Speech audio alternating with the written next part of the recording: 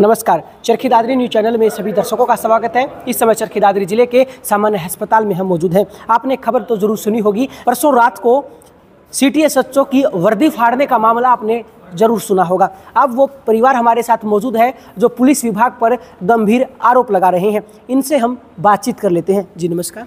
नमस्ते जी, मैं जितेंद्र की सिस्टर हूँ और मैं ये चाहती हूँ कि जो मेरे भाई के साथ पुलिस ने नाइंसाफ़ी की है, उसको गैर तरीके से टॉर्चर किया है, उसको कान को काटा गया, उसको जो मारा गया है वो पुलिस ने मेरे भाई को गलत तरीके से मारा है, मेंटली डिस्टर्ब किया गया है मेरे भाई को, तो फिजिकली भी उसको टॉर्चर किया गया है। तो मैं ये चाहती हूँ कि पुलिस प्रशासन के प्रति कड़ी कार्रवाई की जाए और एक आम जनता को उसकी न्याय मिल सके, ताकि सब ये सोचे कि पुलिस देश की सेवा करती है, ना कि ये पुलिस आम जनता को मारे। मेरे भाई को छोटा सा रोड़ा था, बस कुछ नहीं, उसने थोड़ी ड्रिंक कर रखी थी। पुलिस को हमने कॉल करके बुलाया था कि इसको समझाने के लिए। जैसे ही मैं बीच में आई, मैंने ये बोला SHO को, राजकुमार को, कि सर एक बार मेरे को समझाने दो, मेरा बड़ा भाई है, मैं समझाती हूँ, ये शायद मान जाएगा। SHO ने मुझे फंका के मारा मेरा, जिससे ये हाथ टूट गया है और यहाँ पे भी मेरे को चोट लगी है। रात को मैं अपना ट्रीटमेंट कराने के लिए यहाँ आई तो यहाँ पे कोई सुविधा नहीं ली। तो उसके बाद मैं जय हिंद हॉस्पिटल में गई, वहाँ पे मैंने अपना एक्सरे करवाया और कल मैं यहाँ आई तो SHO के साथ 2-3 बंदे और थे।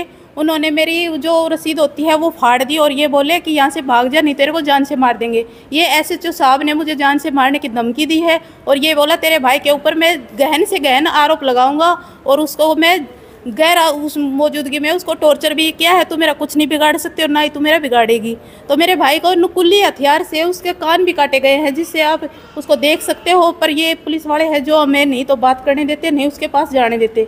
SHO साहब को मैं ये चाहती हूँ कि उसको भी कड़ी कार्रवाई हो। हम जहाँ तक लड़ सकते हैं वहाँ तक हम लड़ेंगे, अपने भाई को न्याय दिलाने की कोशिश करेंगे। अगर हमने रिटर्न में कुछ दिया होता तो पुलिस कार्रवाई कर सकती थी। बगैर रिटर्न में ये कहाँ पे लिखा हुआ है कि पब्लिक को मारो और इतना मारो कि वो शायद मरी जाए। उन्होंने इतना टॉर्चर किया है कि वो मेंटली रूप से डिस्टर्ब है। आपका क्या नाम है? अंजू है मेरा नाम। अंजू, एक बात बताएं, जब ये जो लड़ाई झगड़ा हुआ वहीं पे मौजूद थी? नहीं, उसके बाद आई थी मैं। लड़ाई झगड़ा होने के बाद जैसे शुरू हो रहा था तो मेरा घर पास में ही है, मैं वहाँ से आई तो वहाँ पे SHO साहब आ चुके थे। और आपने अब जब आप पहुंची आपने क्या देखा? सबसे मैंने वहाँ पे ये देखा कि वहाँ पे लड़ाई मची हुई थी, जैसे थोड़ी तू मैम होती है वो थी। SHO साहब वहाँ पे मेरे भाई को उठा रहे थे। मैंने ये बोला कि आप मेरे भाई को मत छेड़ो, मैं इसको समझाती हूँ, ये ड्रिंक किए हुए है, इसको शायद मैं समझाऊंगी तो मान जाएगा। पर SHO साहब ने ऐसा कुछ नहीं किया। उसने पकड़ के मेरे को वहाँ से फंका दिया, जहाँ पे मैं जाके सीढ़ियों पे लगी और मेरे हाथ में ये प्लास्टर लगा हुआ है, मेरे फ्रैक्चर हो चुका है और दूसरे हाथ पे चोट, और जहाँ पे या फेंकाई वहाँ पे दोनों साइड कंधों पे मेरे लगी हुई है। पर उसने ये बोला SHO साहब ने, अगर तू बीच में आती है तो हम तुझे जान से मार देंगे। देखिए, जो परिवार है उसकी तरफ से काफ़ी गंभीर आरोप पुलिस प्रशासन पर लगाए जा रहे हैं। हालांकि हम इन आरोपों की कोई पुष्टि नहीं करते। पीड़ित परिवार आरोप लगा रहे हैं, ये जांच का विषय है, जांच के बाद कुछ कहा जा सकता है। अच्छा, मुझे एक बात बताएं, उनके अधिकारियों का कहना है कि आपके जो पिताजी हैं और आपके भाई, उनके बीच में कोई झगड़ा हो गया था, इसलिए आपके पिताजी ने पुलिस को वहाँ बुलाया था। नहीं, ऐसा कुछ नहीं हुआ था। भाई ड्रिंक किए हुए था। SHO साहब जैसे आए थे घर पे, कोई फैमिली, ये जैसे प्लाट प्लूट का कुछ मैटर था। वो हमारे एक रिलेटिव अंकल हैं राकेश, उनका प्लाट में कुछ मैटर है, उसमें भी इसने रंजिश निकालने की कोशिश की है। हम यही हैं कि जो SHO साहब है राजकुमार, उसने आपसी रंजिश के तहत मेरे भाई को टॉर्चर किया है। आपसी रंजिश किस तरह की आपसी रंजिश? जैसे प्लाट का कोई मैटर था, प्लाट के मैटर में SHO ने कई बार मेरे भाई को बोल भी रखा है कि मैं है ना तेरे को फंसा के रहूँगा। और वो एक दूसरा कौन सा है उसका मैं नाम नहीं जानती, उसने भी मेरे भाई को उस दिन रात को ये बोला है कि बेटा फंसा है तू हमारे अंडर में।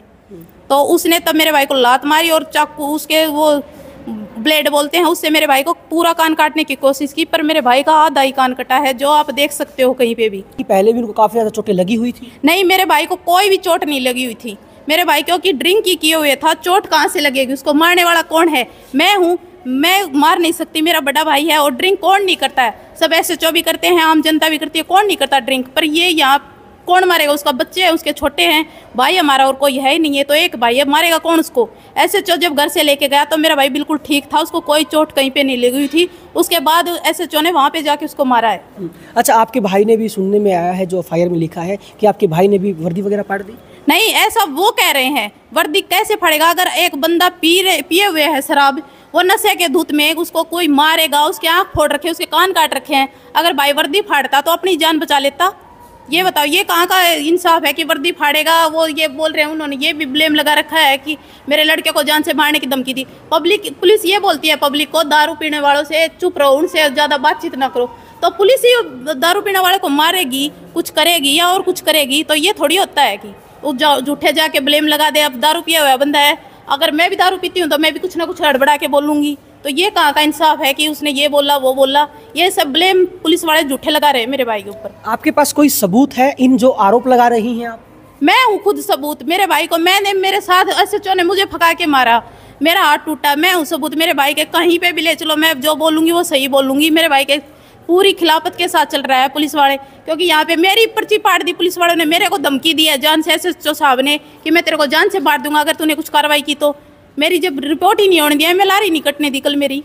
फिर अगर आपको लगता है कि कहीं ना कहीं आपके भाई पर अत्याचार हो रहे हैं, तो अब आगे क्या कार्रवाई करने वाले हैं? मैं हर उस उच्च अधिकारी से मिलना चाहूंगी जहाँ पे हमें इंसाफ मिल सके और मेरे भाई को इंसाफ मिल सके, क्योंकि पुलिस वाले अब मेरे को पकड़ के फंका रहे हैं। मैं एक अकेली लेडीज हूँ, मैं कहाँ तक लड़ सकती हूँ? मेरे पापा हैं, वो इतनी एज में है, वो कहीं पे जा नहीं सकते, तो और कोई है नहीं हमारे साथ में, तो एक भाई बहन ही अपने भाई का साथ देगी और कौन देता है ये बताओ आप। अच्छा, आपके पिताजी अब कहाँ हैं? मेरे पिताजी नोएडा गए हुए हैं, लेकिन वो अब शायद थोड़ी देर में ही आने वाले होंगे घर पे। उनको फोन करके बता दिया है। नहीं, जब आप किसी रिश्तेदारी में डेथ हो चुकी है किसी की, वहीं पे जाना भी जरूरी होता है। अच्छा, उस वहाँ गए हुए? हाँ जी। देखिए, इन्होंने पुलिस प्रशासन पर काफ़ी ज़्यादा गंभीर आरोप लगाए हैं। जांच का विषय है, जांच के बाद कुछ कहा जा सकता है। हालांकि इनके भाई से हमने मिलने की कोशिश की है, उनसे बातचीत नहीं करने दी गई। हालांकि इनका कहना है कि वो हर उच्च अधिकारी के पास जाने वाली हैं ताकि उनके भाई को इंसाफ मिल सके। इस तरह से पुलिस वालों द्वारा जो आरोप इनके भाई पर लगाए गए हैं वो आरोप बिल्कुल भी सही नहीं है, ऐसा ये बार बार इस बात को कह रही है। रात को फोन आया था थाना शहर तरक्की गादरी के अंदर, इस पर SHO तुरंत प्रभाव से मौका पर पहुंचा और जो आरोपी था उसको जो है उसके साथ बातचीत करने लगा। तो जो आरोपी ने SHO की वर्दी फाड़ दी और एक साथ में हेड कांस्टेबल अशोक था, उसको भी दांतों से काटा और इनके साथ में मार पिटाई की, जिस पर इसके खिलाफ रात ही FIR दर्ज करके इसको गिरफ्तार किया गया और आरोपी का नाम जितेंद्र है और आज में उसको प्रेस अदालत करें। के पिता की तरफ से फ़ोन आया था कि ये घर वालों को जो साथ मार पिटाई कर रहा है पूरे घर के साथ, और जो है ना पुलिस को, जिस पर SHO खुद की और मुलाजिमों साथ लेकर लोगों से तो बार बार भी करते ही है कि मतलब ऐसे जो है ना पुलिस से जनता की सेवा के लिए है और ऐसे जो है ना पुलिस के साथ ऐसा मिसबिहेव नहीं होना चाहिए और कानून अपना काम कर रहा है। कोई ऐसा करता है तो उसके खिलाफ कानूनी कार्रवाई अवश्य की जाती है। हालांकि जांच के बाद ही कुछ कहा जा सकता है। तरक्की दादरी न्यूज़ चैनल के साथ जुड़े रहें, खबरों का सिलसिला जारी रहेगा।